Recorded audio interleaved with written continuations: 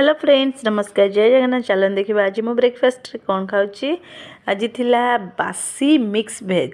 जोटा कि आसला गोटे भोजी तो ता सहित थिला हमर चकुली आउ खीरी को मानू बासी खाया भल लगे मत कमेंट करी कहे जेहेतु मुझे काली रात खाई सारी तो से मोर रखी सकाଳେ खायापी आउ मत तो बासी बहुत पसंद। गुड आफ्टरनून चलते आज हमर कौन आइटम है चलते देखा दाली आलू बड़ी प्याज चकड़ा अचार आंबुल आलू खट्टा आंबुल खट्टा आलू कोबी कषा खसा अचार आज आइटम ता केमिति बनै खाइए भल लगी तो रही जय तो शीत जेहेतु पड़ा टिके संध्यार मन है टिके गरमा गरम किसी छाणी छुणी खावाई आ घरे थिला लंका जोटा कि छांकी खाती लंका चप